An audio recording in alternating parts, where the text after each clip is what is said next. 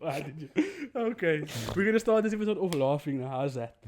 That works. Like a ASMR sip. You know, Water or something. Yo, where's our tea? yes, Where's yes. the tea? We started an episode off like that once, eh? We didn't say anything for like 5 minutes, just sipping our tea. Yeah, there we go. There we go. It's exactly that. ASMR edition 2, guys. 2.0. You know? Nah, good catch, good catch. Welcome back to the Opinion 2.0. As you can see, the background's a bit different. We are all the way in a different location. Yeah, How far are we from home? Town. We left Cape Town. We stranded. We stranded. We're currently in Strand. Today's episode, How far the trip is? 45 minutes, wasn't it? Yeah. Slow drive. It's not the other side of the planet. It's 45. It's a different time zone, man. I missed Pakus though, I'm not gonna lie. Yeah, I no? must have having something to snack on while I was driving. I don't think drive so. that long necessarily. Yeah, no? Same like It's- going to Mitchell's Plain. It's a pity none of us, other than the team, have a driver's license. Shame, you're always driving. I had to pull up my socks. Anyway, we digress. Thank you so much for coming back. Last week's episode was quite interesting, and that should have set the tone for the rest of the season. As we said before, this season we're going to be doing acts of Dawah. For the non-Muslims, that would be conversations around Islam, you know? And so, he's dying with this bottle here. Can't. What is this? I'm done. Also, like, our podcast I'm isn't done. sponsored here by Aquila. So, Aquila, Yeah. I'm going to ask you a question. What is this new caps? What is this? This cap is retarded. I think Yes, they're trying to sis. cater to the new generation. Nah, maybe. No. It's All a- lost. Gen Z, we all Don't lost. lose your Trying to cap. cater to your generation. Stop the lost. cap. Yeah. Literally stop the cap. Stop the cap, literally, no? Yeah, they're lost enough as it is. Don't Yeah. lose your cap as well. Yeah, you no. know. Permit, are you just with a man? Yes, sis. Have to be. Anyway, there's two things I want to cover before we start introducing our guests and talking to them. So, first things first, South African Podcasting Guild /pod list. Yes. If you have a podcast, subscribe to that list so you can see other South African podcasts in that list. Add it in the thing. for Yeah. you to thing. There's a link in here at the bottom and on the screen. You can do that. If you have a podcast or you want to watch or listen to South African podcasts, there's about 288 at the moment. Do the things. You can find out who other podcasters are. If you are a podcaster and want to communicate with other podcasters, there's a community. Link here in the bio. Like, everything is here. Tips and tricks and everything. Tips, available, tricks, and yeah. nicks. Ayo. Oh, not mix, nicks. And then secondly, we will be doing 2-part episodes. So this is part 1. You will see part 2 again. And so now we shall do the intros to our guests because it was a long drive. Yeah. Yeah, no? So on today's episode, we've got 2 interesting characters. We've had some good conversations before. Yeah, One it's of my been personal going. favorites. No? I've been following these 2 gentlemen on TikTok for the longest time. So I'm excited for this episode. I'm also quite nervous for this episode Yeah. because I've got like 15 questions that I want to cover.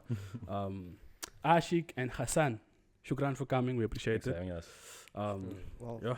shukran for having us. Yeah, coming. They We never came here. anywhere. They're very comfortable. So I mean, yeah, but it's a pleasure having you guys. here. I Our neck of the appreciate, I woods. appreciate that. I appreciate that. So we're gonna start off with a simple process. Like, tell us about yourselves. We can start. You guys can decide amongst yourselves who wants to go first. I don't know. They say age before beauty, so you know, It depends. it Who depends. feels pretty? Who feels prettier? You're verging on sacrilege now, brother. Don't get into that territory. Bro. You guys arbitrate who's gonna speak first.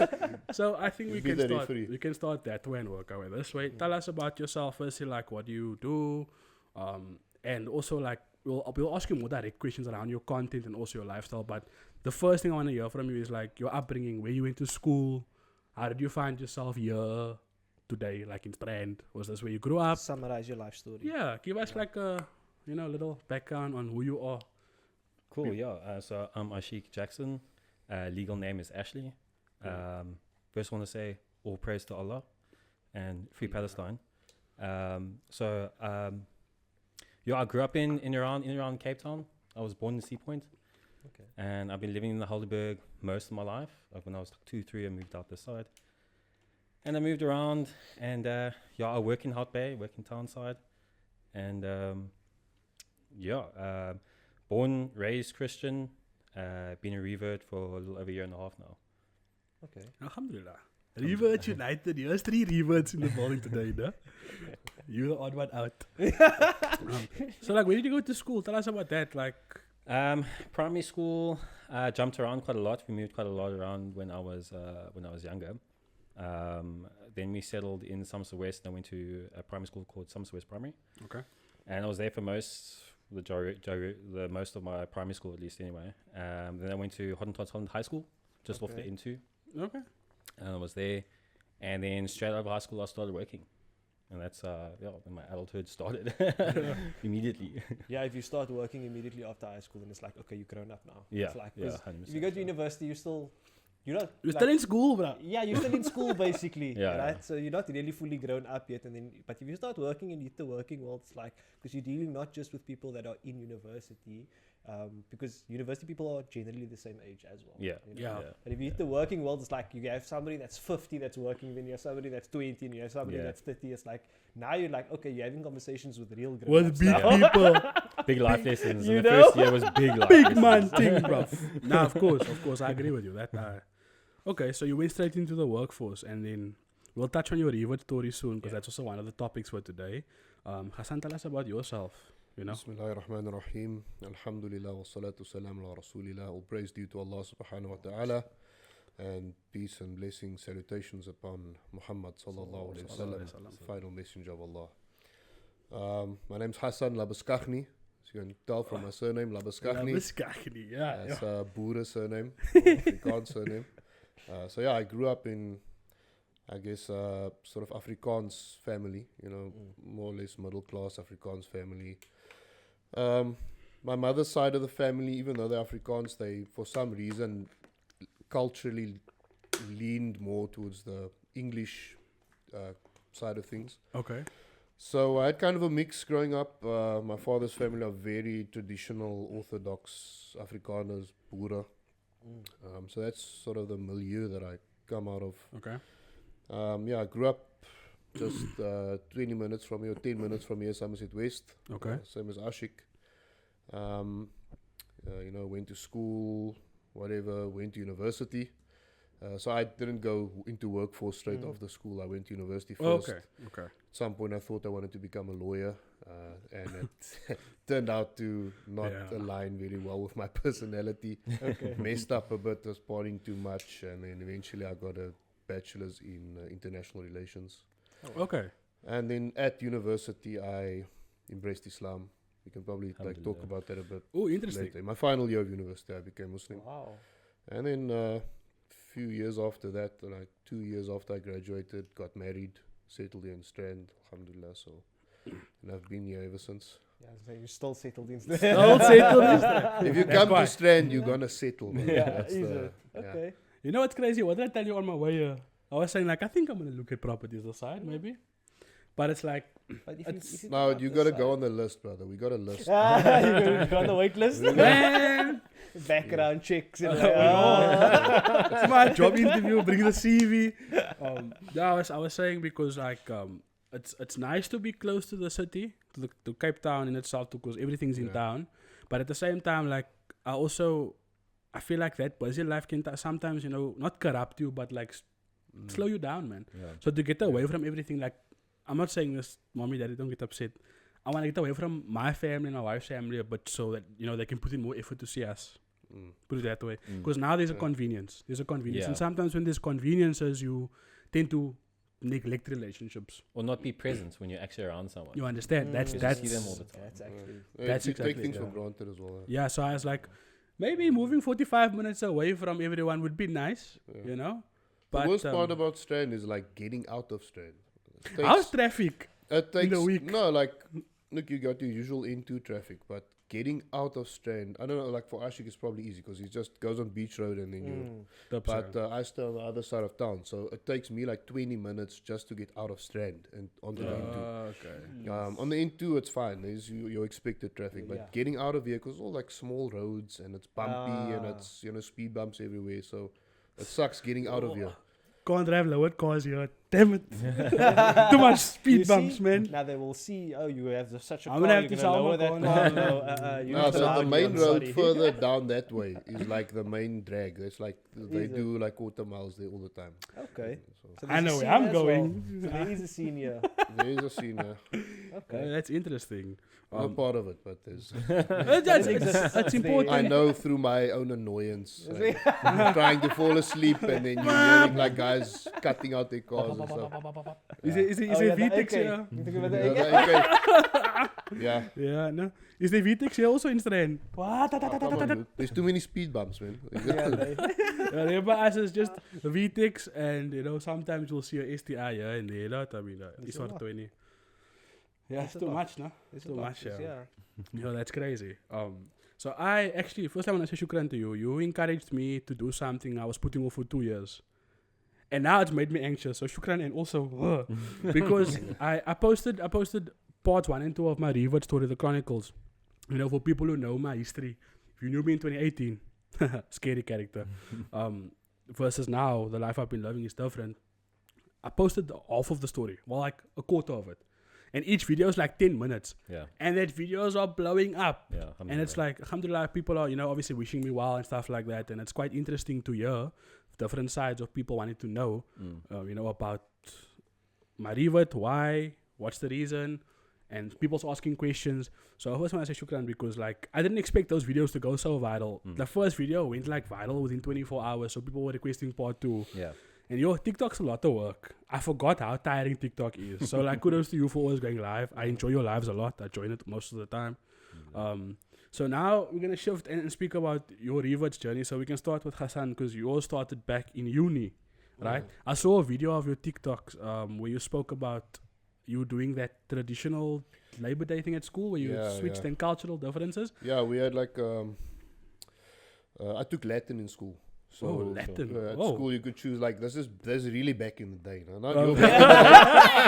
your I'm talking about way back in the day. You on the Okay, podcast so, now, my Hey, guy. back in the day, Wow. I just got pack now.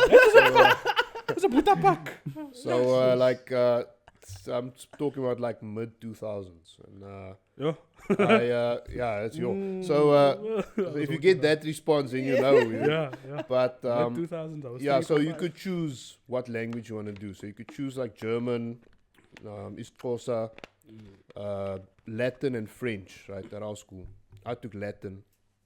And then they had one like a cultural evening where you had to dress up like different sectors of the Roman Empire, basically. Okay, So okay. it's Latin, right? And I obviously procrastinated. I didn't care, I had like a carefree attitude. I wasn't going to prepare for it. And the day before I was like, oh, it's tomorrow. I don't have anything to wear. Mommy, And I was like, this is actually serious. I'm going to get marks for this and like get in trouble if I don't do it. Yeah. And this was Eric. This was like we were in a boys' school only, Okay. Oh, and yeah. then this event was held at the girls' school. So there's like the pressure You don't to wanna impress and impress stuff. You don't want as to, well. So show my up. mom ended up last minute like improvising something. She had a colleague who was Muslim, actually also a revert, Oh, okay. but he's been Muslim for like 40 years.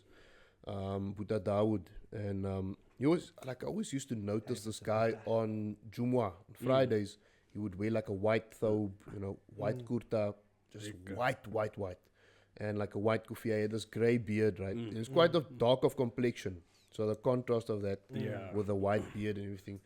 And then she asked him like, "Can I borrow one of his thingamajigs?" I don't know what the word she used, but his whatever outfit. Yes. And so he brought it to my mom, and I think he probably made dua that whoever wears it embraces Islam, or my mother embraces Islam. Because now as a Muslim, I know what it feels like. If Yes. someone asks me to do that, Yeah. my dua for that person would be like, wow, this person's kind of showing some interest. I hope this, like, inshallah, maybe they become Muslim. Yeah. So now I understand that. But at the time, I was just like, okay. You Got were this focused thing. on tomorrow. Yeah, I just want to have a cool outfit so I can impress the girls. Yeah, And You know like, what I mean? so I wore it, whatever. And I believe the dua of that uncle is a major factor in my becoming Muslim. Okay, One of so those, that's where it began, right? So how Yeah, did you go from, how old were you then? How old was that? How old were you I then? was, I think, 14 or 15. So from 14 to late teens, early 20s, you then eventually reverted to Islam. Yeah. What was that journey like in between? And how did you come to the consensus that most reverts do? They first research and look for answers. How did you come to the consensus to actually take your shahada and not take a step back? Because a lot of reverts are Yeah. stuck in the middle. I've had conversations with reverts before that they revert eventually, Yeah. but it takes some time. I've had conversations with people that want to become Muslim, but what's stopping them is not knowing enough. So how do you get to the point where you take your shahada? Look, so I think, like I mentioned, I think this uncle's du'as were very pivotal. But it took a long time for that to manifest. So it took Okay. a long time for it to get answered. And so I went through a couple of years, like the rest of my schooling. I didn't even know anything about Islam, didn't care, didn't have any Muslim friends. No one Okay. gave me dawah. Islam didn't exist to me. I was just like a kid having fun and Yeah. whatever. At university, I started having like a kind of a crisis. So this is, I guess, it would be what, like 5 years after this, 5 or 6 years after this. Yeah. And started researching, you know. So I had like a spiritual crisis, a feeling of like emptiness and loneliness, you know. Always even when starts with I'm that empty feeling. yeah, You- because I mean, Research, man. Research, yeah. if I you're get like out there supposed to be quote unquote enjoying yourself with Yeah. the pleasures of the dunya, so to speak, you realize that none of it is, there's no meaning to it, man. It Yeah. just further ingrains the meaninglessness of your existence. The emptiness, yeah. And you become depressed. And most of these people, like, you know, like OnlyFans girls and whatever, like celebrity influencers, they live very empty lives. And I felt a bit of that. And then I started researching. I first went into Christianity. So I came from a Christian household. But I thought, like, nah, the kind of stuff I saw when I was growing up, that's not it, man. It has to be something else. So I went Catholic route. I was dating a girl who's Catholic at the time, so went to church with her, the confession, all that stuff. I kind of liked the ritual aspect of it. I liked Yeah. that there's Yeah. Structure. Yeah. it feels sacred, you know. Their places feel sacred. Yeah. There's like hymns and stuff. So I like that. But then when I started getting into the theology and stuff, I was like, nah, dude, this is hectic, man. The stuff is crazy. And Yeah. so you no know- offense, look, know look, all of no, this is my for anyone who's listening. Yes. I don't mean to insult anyone's faith. This is just my impression at the time. Okay, so Yeah. obviously, like, rituals and stuff have meaning. That was just my impression at the time. That, like, nah, man, this Yeah. is too hectic for me. Exactly. And then I sort of petered out for a while and just like went on with my life and read a bit of like spiritualist stuff, Yes. kind of occult, I guess, kind of stuff. You know, like Yeah.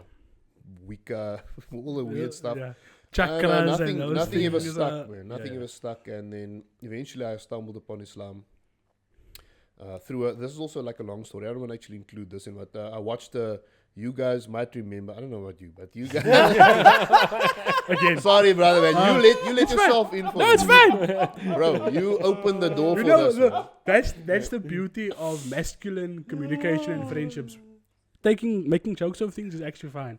Like, it doesn't hurt my feelings. I'm not a normal Gen Just Z guy. let me know how many I still have left. Let me know how many I have left. Like, That was like on strike 3, 4. What was That's that? the, but like, I would you know, the world's gone you are soft. not before you so flip still the from table, earlier. brother. Yeah, If I see you world- leaning forward, I know, alright, whoa. the world has gone soft, man. Like, I have to break your word now. I must say this. The world has gone soft. I was saying this to my wife not too long ago. The beauty of the friendship I have with this guy, because we're friends, was apparently. He still says we're not friends.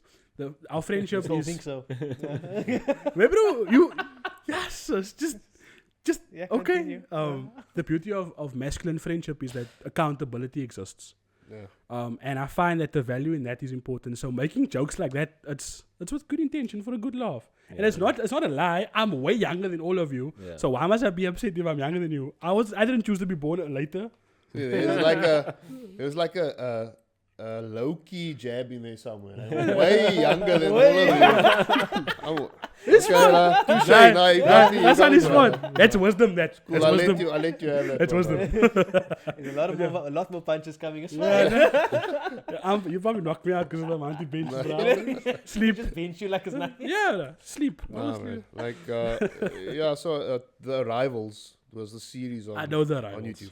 So, My I dad, that's, my dad forbid me yeah. from watching Did that. you ever watch that? Bro, That Bro, was a it was thing. like Crazy. Like if you watch it now, you're gonna be like, "What? This is nah, man. This stuff is, this is Bro. way off track." But at the time, it was cool because this was when like Illuminati conspiracy theories and stuff started Just becoming started, yeah. popular, right? Okay. And Yeah. this one was made from like an Islamic perspective, but it's the creators of it, I think, are Shia, right? yes, Shia guys. So there's a lot of Shia type of, narratives, perspective to it. perspectives, yeah. but they introduced this idea of the Dajjal. Before this, there wasn't a single non-Muslim who ever heard of the Dajjal, brother.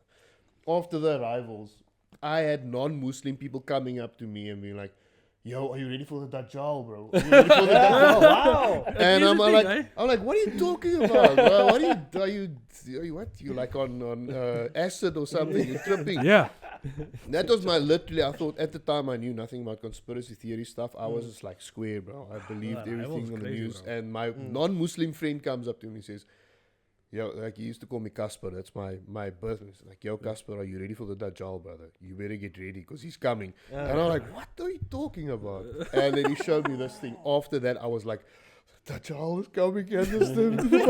What am I gonna do? Yeah, so like long story short, that kind of I was like, okay, now I'm gonna become Muslim because if I die tomorrow and Dajjal comes, I'm screwed. safe.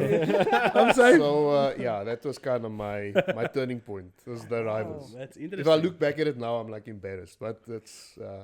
Because Well- look, it's all that. Everything happens for a reason. Like, Yeah. I fully believe that, right? Soft, Nothing's just a Yeah. coincidence. Nothing just happens by chance. It's Yes. all planned out. Yeah, Allah knows how to touch your heart in the way, in Exactly. a particular way that will affect you. In the Yeah. way You that needed want something to. frightening at that point to actually Yeah. make for that turning point to happen. You know, so it's like that is for the purpose. I Like, think the Rivals did like a rerun at some point because my sister, I was like grade 6, grade 5, grade 6 when they did a rerun. And my older sister, she's your age, a little bit older, like 30 something. And she and her friends were into this, like, you know, the conspiracy theory at that time. They were exposing the music industry with the checkered floors and the dollar Yeah. bill.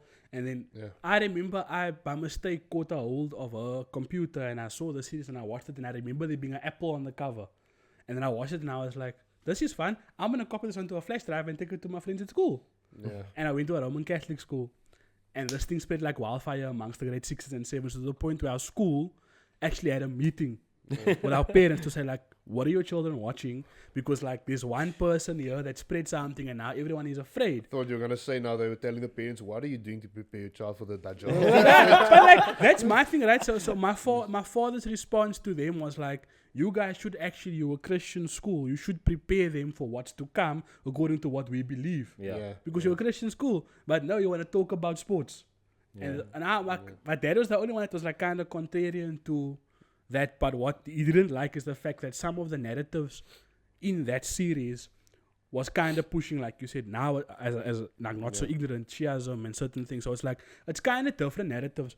But like that series did open my mind to parts of the real world that I didn't know existed at a young age. But it's interesting what you're saying, like your father was a non-Muslim. He could realize something off in this stuff. So it shows that batil, like falsehood, you know, sects, Yes. sectarian stuff, it always comes through. Anyone can recognize, a rational person can be like, Yep. nah, this stuff This is abnormal. This is messed up. Yeah.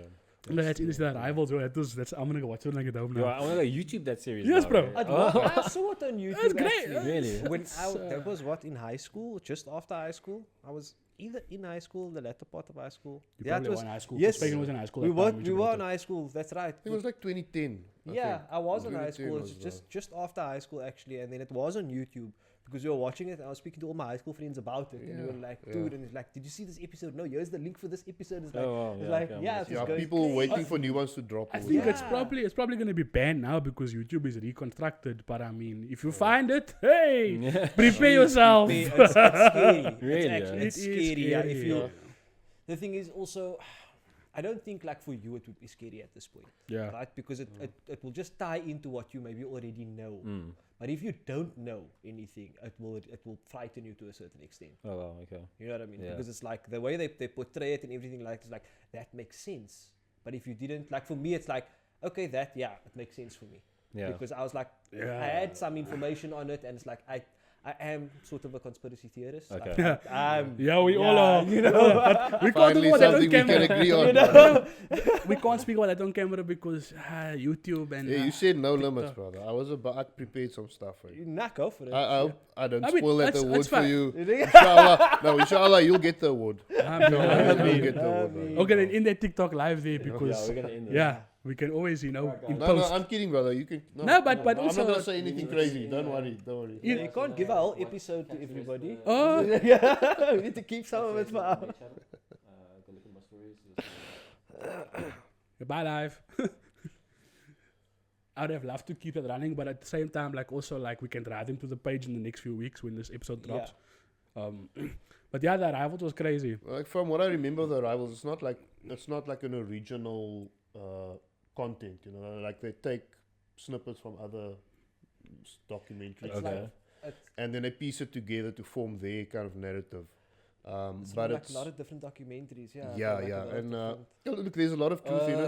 Okay, so it's like a documentary. It's just like It's- a. yeah, it's yes, like if the it's- four Yeah, of but us it's were made to like in a do- very amateur way, kind of. If you look at it now, like, Okay, especially as a I'm with content you. creator, you're gonna be able to realize, Okay. okay, this isn't like Yeah, professionally also like the made. technology they had back then. Back then it was like whoa. Yeah, Because there was yeah. camcorders, there weren't like these smartphones, and Yeah. YouTube wasn't like this major platform that became a TV thing. Yeah. It was like new because YouTube launched very late in the late 2000s. It wasn't like big yet, Yeah. and so it's like at that time it's like oh, that's just quiet. It's like that karaoke. You know when you buy the karaoke spindle. Yeah. I remember my dad had that on disc. Arrivals on a disc. On a disc, man, bro. Oh, With a 10 rand jeez. copy over it. You know, they like someone photos. They pasted it. Yo. Yeah, bro. It's like, And you then see this pasted it on apple. there with Brit. Yes. Because it's almost the bottom of the reads. So yeah, but you should take a watch. It's quite. It's So almost like, like you- what do you call it? AI on Wish. It was made with an AI on Wish. Yes. You know, from Wish. Like the first It's like- beginning. And so there's parts in the series where the narrator makes like language mistakes, man. Okay. And it's funny. So I was like, you know, like when you watch those videos with the bot that reads Reddit, did you know Yeah. that? So it's like, Yeah. okay, Mm. yeah, fine. So okay, that's interesting. We'll come back to some things you said there that we can touch on still later in the show. Let's talk about your Revert journey, Aashiq, because at the same time, our stories all seem to start at a similar place. Most of the Reverts I've spoken to as well, and people that were born Muslim, left and reverted again, we all start at the place where there's this emptiness and we fill it with secularism first. Yeah. And then it's like, wait, search. And then somehow we find our way, to the truth. So let's start there. How did you become Muslim? What was the reason? Where did you find Islam? I found Islam by accident through someone I met. By accident. So, I mean, just to take it back a bit, I mean, 2 years prior to me reverting, I was in a very, very, very dark place. Like, I was very lonely. I was very empty. Where at the point where I'll be sitting by myself and be emotional, I was in a very, very dark place. But to the outside world, I seemed fine. I never wore those emotions outside of my bedroom. Do you know what I mean? It's a very dark time for me, and I was partying a lot. I was doing things I'm not supposed to be doing, whether it be women, whether it be drugs, whether it be alcohol, whether it be trance parties, whether it be flooding my life with that sort of just trying to fill the gap. And the problem is when you delve into drug use, it fills a gap for a very short time, but that time that does fill the gap for a very short time, you chase that because it feels okay for that very short time. You know what I mean? Yes. But eventually you drowned. You drowned. Like there's a verse. I don't remember the ayah, but I mean, I remember reading it when Allah describes the mindset, or the state of the mindset of a disbeliever, and being filled with dark clouds, and and it's just like. And that's exactly how it was. But anyway, I randomly I met a Muslim girl, I'd never dated a Muslim girl before or anything like that. And she would speak about her religion. And I was like, I thought I knew what Islam was, you know, growing up in here in Cape Town or Helderberg. I went to school with Muslim people. So I had an idea of what Islam was. Yeah. It turns out I had no idea what Islam was. So she would start talking about her religion and, you know, it didn't sound familiar at all. So, you know, to be the good guy, you know, to be this nice guy towards her, like I try to, let me just do some research on Islam, you know, so because it's important to her. Yeah. So let me be that chap, you know. So Yeah. You're playing the game. yeah. Yes, Playing the game. yes, Yeah, this right? video. Can't have conversation. That's you know what I part of mean? it. So, like, Yeah.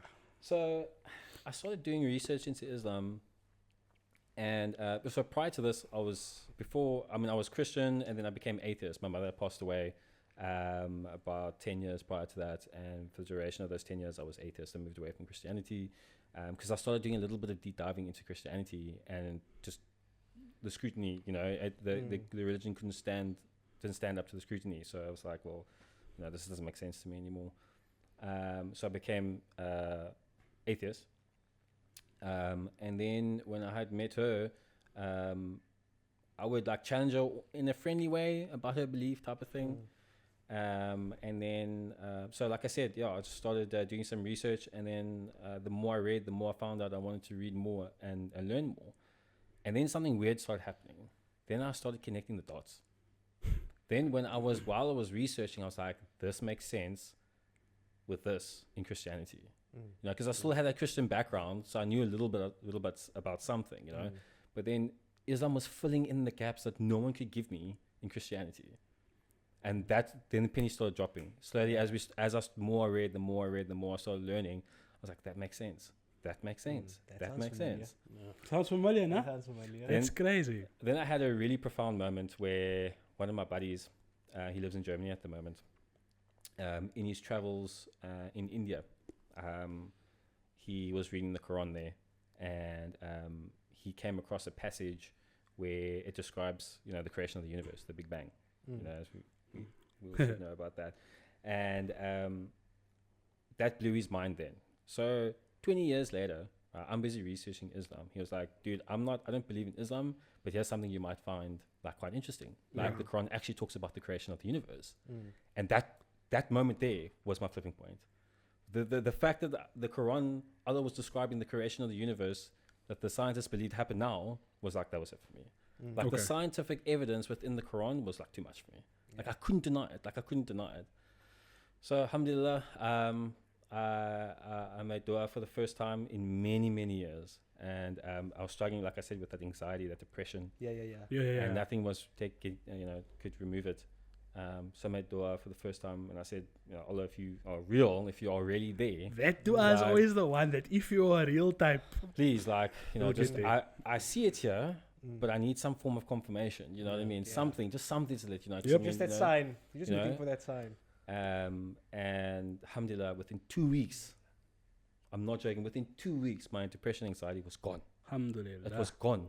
Yeah. Like it wasn't even, and I was just like, then I knew this is the truth. I knew Allah was real, and I knew that I had to become Muslim. But it took me a while before I took my shahada.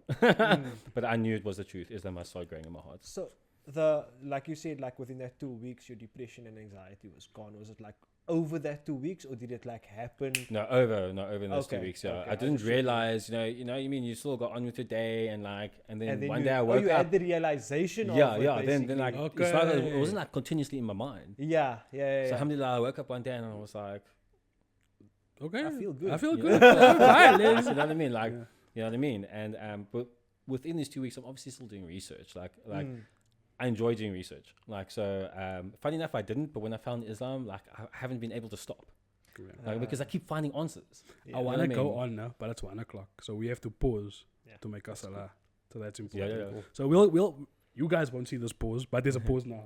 So- Break for intermission. Yeah. You Dum, can put on dum, that dum. color screen That, from back in the day when there's no signal. Okay, it's before my time. I'm sorry. Okay, we're back after making our second set of salah for the day. We were talking about your Revert journey, right? So that's where we were. So Yeah, tell us more about that.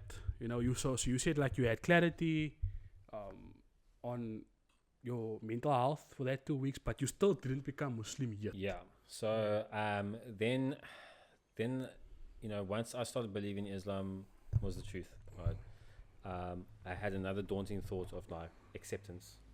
Acceptance from my family, acceptance from my friends. I was terrified. I was terrified to tell people that I wanted to be Muslim. So that in alone probably delayed the whole process of me taking my Shahada probably for about another month, maybe a month and a half, you know what I mean? Okay. I wanted to be Muslim so badly. I remember I rode to a mosque and I stood outside and I was like, climbed back on my bike and I drove away. You know what I mean? Like I was like, I wanted to like, so badly, but I'd never ever been inside a mosque before. Like I had no idea what to expect. Yo, it's crazy. But what made you like leave? Was it just like the overwhelming? Just not uncertainty, but the unknown. Yeah. Like I'd never been inside a mosque before. You know what I mean? So I don't know what to expect. I mean, what's the type of? So you never visited a mosque prior to you being Muslim? No. I took my Shahada and then I went to a mosque. Yeah, that's crazy. Same. Yeah. That's beautiful, actually. Like, Same. how was that first experience? Because now that's something I want to actually ask. Because for me, part of my journey to Islam was going to the mosque twice before being Muslim. Twice or thrice. But like the third time I didn't go in, I was outside watching my friends' bikes because in the area we lived, they would steal it. And I wasn't Muslim, so I didn't go in. But I could still hear what the Imam was saying and I was still watching. But like the second time I went, it kind of made me resent Islam because the khutbah was maybe contextual to something happening in the ummah that I didn't know about because I was ignorant. So it was a matter of like, I went in there saying, look, I don't want to despise Christianity, but the reasons what drove me away from Christianity into atheism was the fact that they were all about like inclusivity and exclusively Christians only. And it wasn't like we must take care of the world and everyone in it. Yeah. And so I was like, okay, now I go to this masjid and the imam's talking about how like you need to do business with a Muslim first. Before you do business with a non-Muslim, you need to take care of the Muslims first before you take care of anyone else. You know, he said like the Christians say love your neighbor, we must love our Muslim brothers and sisters first before we love anybody else first. And then I was like, so Islam's the same like Christianity, like it's kind of fascist then because it's the same like other religions because you're saying I must belittle other people because they believe something different, even though we serve the same God. Why would the same God teach us all differently to love each other separately? Or indifferently? It doesn't make sense. So that kind of made me upset about Islam, and then I started like looking for reasons to dismantle Islam and looking for contradictions. And then my heart got soft because the Quran was like, yo, can't deny this. Like how do you deny something this accurate, man? How do you like it's I always challenge non-Muslims before you do research on Muslims. Don't research Muslims. Research the religion. Research Islam. Read the Quran. First, just read the Quran. Like, don't ask any other questions. Read the Quran and make notes and then go ask not a Muslim person, go ask a learned Muslim person. Because like Ihsan said on that episode, according to his teacher, there's 3 types of Muslims. There's the learned one, right? The scholar, which is now obviously someone who can give fatwas. Then there's the person who is in the middle, which is like, okay, I have a bit of knowledge, but just practicing Islam. And then there's the lay person, which is someone who is not a scholar, not in between, hasn't seek knowledge, but they make their salahs, they're Muslim, they grew up Muslim, and they're just living in the Sharia. Most Muslims are the latter. And so he explained this. So he says, I always tell people, before you ask questions about Islam, rather ask a learned person. I might not know the answer. I'm not learned. I have no background in going to go to study Islam at any point in time, so I can't answer your questions. So read the Quran and go ask a learned person. So like, how was that experience for both of you when you went to the mosque for the first time after being Muslim? How welcoming was it? It was just to, like touch on what you said now. One of the problems with social media is that just like the average Joe on the street, there's an opinion about everything now. Because it's all the issues and all the topics are being spoken about and it's being blasted in everybody's ears and face on TikTok and whatever. And so now you get everyone volunteering their opinion on things that the ulama stayed away from. Ulama would be like careful when they address people are just like throwing out fatwa and so that's a danger, especially for reverts, because revert comes into that environment and they're like, oh, what, all these people are like fighting each other. It's crazy. And we are, like, since I've been on social media, I've realized this. We are the most toxic people on the planet on social media to each other. Yes. So we making a new kafir every day. Like, every day is like, like, you know, it's Munafir, kafir. Yeah. yeah. So that's crazy, Yeah, man. I've seen That's a that. danger, and it's unfortunately something that you have to make people aware of. You know, there are ulama, there's scholars, people who know the deen. Go to them if you want an accurate description of what Islam says about something. But, like, Yeah. don't just take anyone's word for it. You know, Exactly. how the lay person, you know, the army, gives dawah and how he addresses issues should not be necessarily with knowledge or with advice or something. It should be through his character.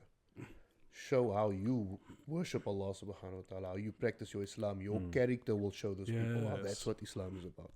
And sometimes like that, people learn more from an army, from a lay person, than they do from an alim. Because the Yes. alim is going to come with all this theoretical stuff and all the fiqh and all the ahadith. But the lay person is they're just worshipping their Allah. They treat people good. They try to be a good person. And a lot of people just gravitate towards that. But yeah, I just wanted to touch on that, what you said. Yeah, that's beautiful. I think that kind of extends to what Ihsan spoke about on the last episode also, because he was very in depth with that explanation, and it's nice to also hear that from someone who's never met Ihsan. So like we all have the same understanding. It's important, and I think like for me, my first experience in a masjid was kind of strange because it was for janaza. It was the first time I went. Second time I was upset. Third time I went, I was outside, but then Islam touched me. Because it was relative to my situation at that point in time. But I only became Muslim like 3 years later. I still went through a crazy dark patch that I'll touch on later on, or on my TikTok series for the people that's here for save that. for your Chronicles. For the Chronicles. Yeah, but I told this episode's probably gonna come out after the Chronicles is done anyway. But I mean, your first experiences in a masjid. Let's start there. How was that? What was the feeling you felt? If you could put it into words. I mean, I want to say it was this massive spiritual feeling in the beginning, but it wasn't really, because I was trying to absorb everything. You know, there was a lot of input. You know what I mean? So it's not more or less about a connection. Maybe in the first 10 minutes of me being there, I was just like, "Hey, what am I supposed to do? What am I doing here? Am I supposed to do this? What am I?" No, I'm trying to learn. Like, you know what I mean? Like, just check it out, see what's happening. But I felt that spirituality afterwards, though. Okay. You know, making salah in the mosque for the first time and being with other brothers. That was the first time I prayed, obviously, in the group as well. You know what I mean? Yeah. And afterwards, after all the input and that settled down, I was like, okay, I see what that's about. You know, why it's so important to make salah at a mosque with brothers and stuff like that. So I took away from that spirituality afterwards. You know, I was sitting there, went for a meal afterwards, type of thing, and I was just, wow, you know what I mean? Like, still absorbing it. Still absorbing it. You know It's a what I whole mean? experience, But not right there in that moment at the time. It wasn't like that for me at the time. You went for Was this a Jumu'ah? Was this like a Jumu'ah, or was it just like a... Yeah, it was like just on a weekend, on a Saturday afternoon, type of thing. So the first visit was basically just like to go and kind of like with the inquiring mind. Yeah, well, just to go there to the mosque for the first time, you know, get over that hump. You know what I mean? Yeah. You know, once I've been there once by with a friend, then I would go. 'Cause now you're comfortable and now you can actually take everything. Exactly. Yeah. So I would say after that, then I started going to the mosque by myself, and that's when I really felt like that connection. Because Then I would just sit there in the mosque and read. You know what I Because mean? then it's the whole ritual involves like, cool, I'm gonna go to mosque now. And then Yeah. like, okay, cool. Yeah. And then you build up to it, and then you sit Like, and it's like, yeah. okay, Yeah. now you can actually take in everything you're supposed to take in. Exactly. Because Yeah. like you don't have to worry with like, am I doing it right? Is this Exactly, the right thing to do? Yeah, no? Because you're trying to keep up with what's going on. You don't know, oh, it's now I must do this. Or, you know what I mean? Like, you know what I mean? So it's complete learning experience in the beginning. Okay. Okay. And for you, I had Hasan? like my first time in a masjid was Jumu'ah. It was Oh, for nice. Jumu'ah. Okay. I embraced Islam on a Thursday, and then my friend was just like, "Okay, tomorrow's Jumu'ah. You're gonna get dressed, get ready, whatever." And Yes. we go. But before, I said I watched the arrivals and everything, and I got hyped up. Yeah. So I was like, I already at that stage decided that Islam is the truth. So yeah. there was like a 2-year period before I actually took my Shahada, where I believed Islam is the truth. I believe this is the real religion, but I didn't become Alhamdulillah. Muslim, right? I didn't officially. So when I officially became Muslim, I'd already like read a lot about Salah. I knew how Yes. to make Salah. I was making Salah like on my own, and like I could recite like Fatiha and a few short surahs and stuff. And so when I went to the masjid, I kind of knew like what to do. I knew wudu and all that stuff. But it was an experience because it was Jumu'ah, so now I can hear the khutbah and everything. And look, the experience for me, like you mentioned, Mikhail, there is an element of it's not relatable because you're still fresh and they're speaking usually about community issues that you're not aware of, right? Of course. And then of course the khutbah is in Arabic, and now you're thinking like kind of like, okay, this is in Arabic, but how are the people really taking benefit from it? Yes. In Arabic. But then on that same day at Jumu'ah, I met this uncle that I told you about who gave me the clothes. Yes. I met him there in the masjid, and he just like embraced me, and put the dawah, and he started crying like. That for me was more of an experience like, Allah brought me here. You know, this is like full circle. Allah brought me. That's crazy. So that spiritual experience for me like kind of trumps the experience of the Jumu'ah. But for me it was kind of like I hit the ground running in some sense. And then also one thing is that was in Stellenbosch because I was staying on campus there. Okay. And the first thing I could think is like, I can't wait. I'm a Muslim now. I can't wait to go to Strand and like go see the masjid there and like go visit all the mosques. Because I'd always seen it driving past, but I've never been inside. Okay. And like, okay, now I got a license. I'm part of the The excitement, the inclusivity. I was just thinking now, it's like you basically studied and then going to mosque was like your graduation. Now basically from all your studies that you did, it was like now, okay, I'm gonna go graduate today. It's Jumu'ah. It's like that's actually interesting. I think like the funny thing is all 3 times I went to mosque for the first time was before I was Muslim. My first time in the masjid after embracing Islam was wild because I embraced Islam just before, like a few months before COVID hit. And so I was still in the process of gaining that courage to actually go, you know, and get that community amongst like where I was staying, because I would go to mosques outside of my area because I was closer to town, or I'd go with my friends at work. But I never went to an actual masjid because there wasn't a masjid there. We'd just go to like a place with about 20 brothers, and then fine, one will give a little khutbah, and then we'll do Jummah together. But it wasn't an actual building, like the Abbas is like, oh, I must go to this masjid. So now I'm like, okay, I get the courage, I'm gonna go to the masjid, and COVID hits, and the world's locked down, and now I'm at home. I'm in a household with my parents. They know I'm Muslim. I know they go to church on a Sunday. They know I pray certain times of the day. They know I eat halal, whatever. And now I'm longing for this connection with brothers, and it's like it's hard because now you haven't established that connection. Then just when I think it was just before I got married, the masjid's opened again. And I went, and the first time I went to that masjid, I was chunking. Really? I was crying because the feeling I had was like, how do I have this opportunity, man? I've lived such a terrible life. How did I get to experience this? This type of peace, it's unheard of. I've never, because my life before that was crazy. Now I come to the spot, I get to the masjid, there's the social distancing and whatever, but I get there and there's queues to go into the masjid. Obviously now because of COVID. And this one Buddha says to me, you new here. I'm like, how'd you know? He's like, nah, I know all these brothers from before COVID. Come sit by me. Obviously with my social distancing, but he said, come sit by me, or you Revert. I'm like, yes, because he now saw the tattoos. I'm like, okay, fine. I sit to this guy. And now I'm just sitting with him, and every time the imam is now doing something, he says, okay, this is what he's doing, this is why he's doing it. And he's like, okay, follow me, fine. Good, and now I'm like, okay, alhamdulillah, I got now a Buddha that I can talk to. I take his number on WhatsApp and everything, it's lekker. 6 weeks later, he's running out. Now I'm like, what now, man? That's now my connection. I'm like, okay, fine. But then I go back to the masjid again. So the first time I was teared, there was a little bit of tears. But the second time, when I got there, people were greeting me, and I was so overwhelmed. They were like, Mikhail, my brother, come inside. And I'm like, this is nice, man. Like, it's nice to be a part of something bigger than me.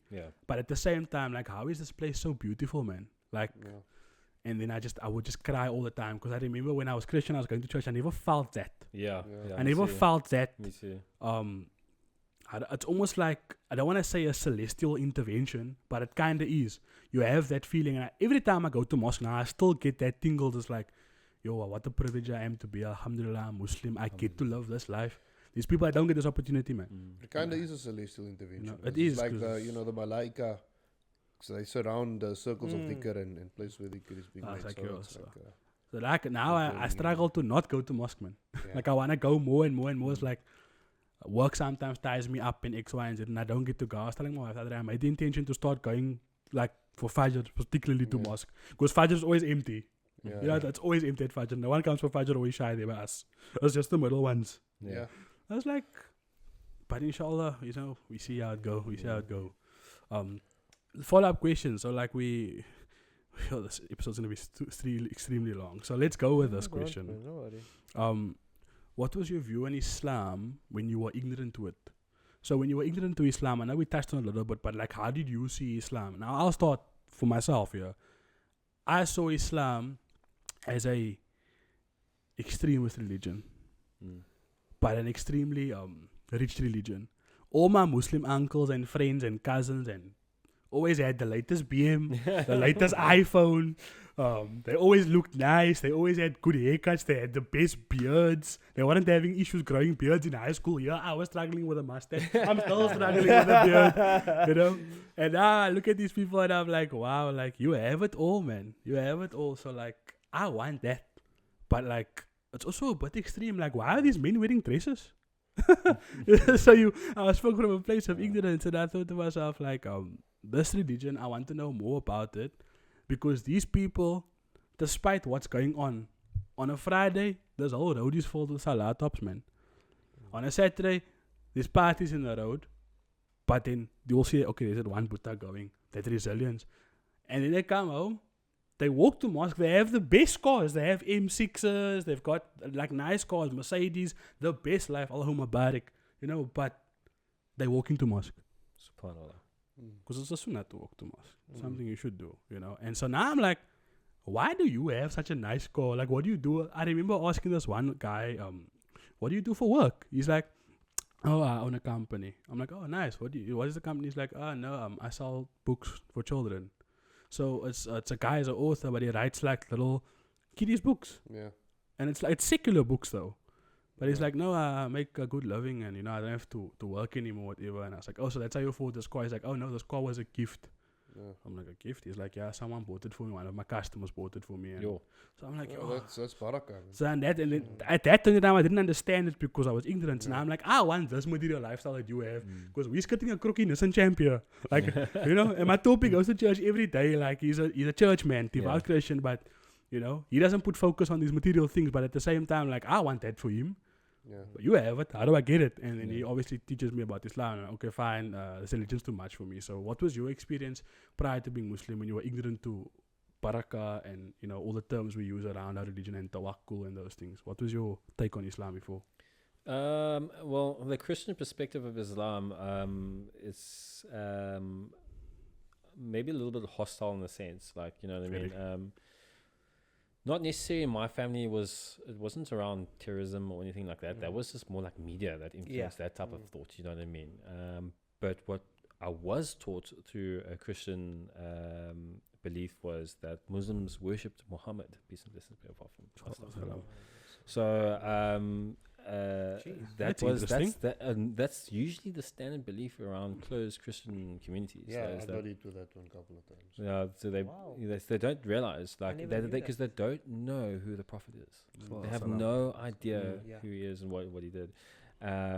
So that was my, you know, and like I knew, like I said before, I knew Muslim people, but I never saw them as hostile or any of that media stuff. I never saw it. It wasn't never my perception of Islam, really, if I thought about it. I mean, I associated with terrorism, you know, as you do, you know, being ignorant and stuff like that, but I never saw Muslim people as terrorists. Yeah. You know what I mean? Doing things in secret, aggressive type of people. Yeah, no, that was never part of my But I also think, like, Muslims in Cape Town are quite friendly. Yeah. From my perspective, look, I've grown up Muslim, so but like my one friend, right? He's currently, I think he's still in the USA at the moment, right? He did become a lawyer.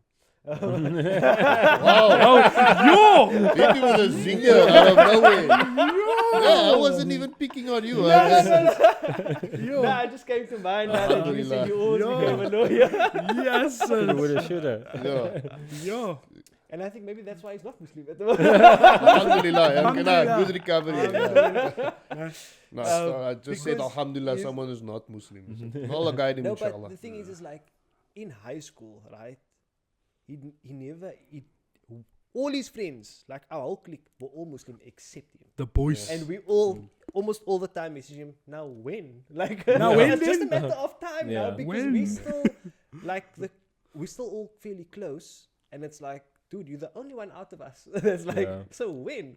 Yeah. Inshallah, one day. Ameen. Ameen. Ameen. Inshallah. So and it's like, Allah yahdi, inshallah. there was so many other people he could be friends with, and he was friends with a lot of people as well outside of our circle, so to say.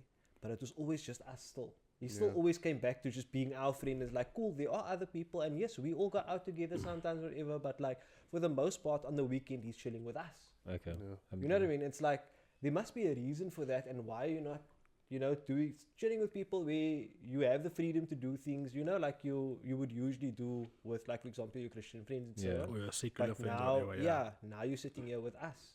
And like, we're just gonna chill here, my guy. Like, Like, we fasting, bro. You can have water if you want or drink. That's Have another coffee. We thing. fasting, bro. no, he loved the fast, bro. I'll never Even forget though he that. didn't fast, he was there, Bukata. Of course. He was there. 'Cause you know that Of table's course. gonna, Your table's mom's gonna was gonna provide. sort. Mom's That table's going to provided. provide for iftar now. He's gonna be there. Yes, sis. Oh, So I that's understand crazy. that. Yeah, it's like That's, I don't see, especially like the younger, and now also everybody's just very, very comfortable with each other, and it's obviously now there's a lot more acceptance with a lot of things, right? Because I mean, we were just talking about it earlier. Yes. You can decide you want to identify as whatever you want to, and people need to just accept. And that's Yeah. that's You know that's what I the mean? world we It's live in today. problematic in my view, but that's the world we live in at the moment. It's like I can decide now. Look, I'm a dog. Address me as a dog, and Woof woof. people just have to. Yeah. You know, and that's for me. That's so backwards, to be honest, because you were born a human being with a gender. Like that's what you're supposed to be. There's a reason for Yeah. it. You know what I mean? Even though maybe you don't see the reasoning or anything like that, there is a reason for it. Yeah. Because nothing happens, again, in my opinion, as a coincidence or a chance by chance. Yeah. Right? There's a specific reason that you are who you are. Exactly. Yeah. You know what I mean? So it's like the fact that people can now just decide, no, but I'm not that. Yeah. That goes against the grain. That Yeah. goes against what it's meant to be. Yeah. But Yeah. like touching on that, I just read like I was reading this to my wife. There's a website for like I think it's the California Department of Health or something. It's where like you sign up for medical benefits, right? Yes. Yes. Yes. On the government website, and that like we choose your gender. So there's 72 genders, right?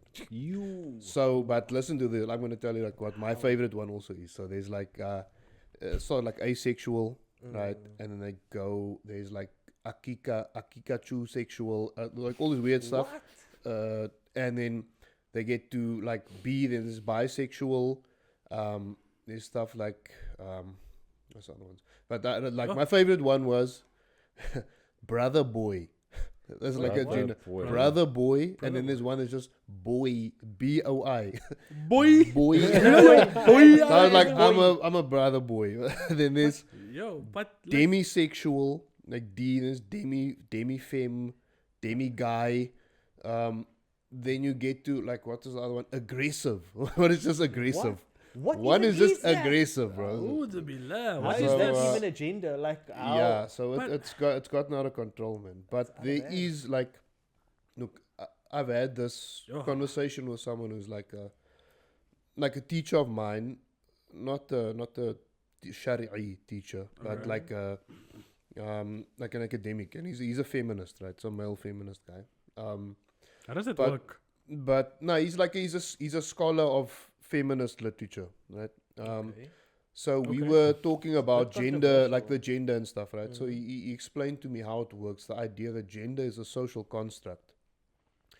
What it means is that there's a difference between sex and gender, right? So sex meaning male or female.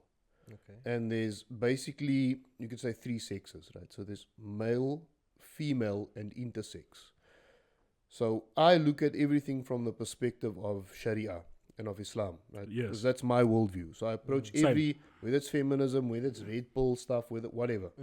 I approach it from what Islam says. So we know that in fiqh you get your dhakar. Dhakar is a man. You get untha, which is a female. Yes. And then you get in between those, you get something called a khuntha, Yes. which is a hermaphrodite. So it's someone who has both organs. Right? Those 6 organs, yeah. That's So right. that makes sense to me, that Giles. Okay, 3 sexes. Okay, male, female, intersex. Cool, that's Fine. Then you get gender. So what's the difference between sex and gender? Sex is the sexual characteristics you are born with. So you're male, female, intersex. Gender is going to be the role that you play according to your sex in society. So if you're born a male with a male sex, you are expected to perform as a man in society. So there's this these 2 ideas of male and man, right? If you're born a female, you're expected to conduct yourself as a woman in society. So what, the whole gender ideology thing, what they do is they're saying those identities of man and woman are assigned artificially or arbitrarily by society. Your society is forcing you to say, if you're born a male, you are a man. Okay. But you can be a male woman. Okay, so that's where it loses me. But in terms of the social construct idea, and the idea that there's a difference between a male and a man, I accept that. And I'll tell you why. Okay. There's a difference between a male and a man. Because you're not born a man. Yeah. True. Agree. 100%. You don't come out of your mother's womb as a man. You come out as a boy. You become Boy. a man. Yeah.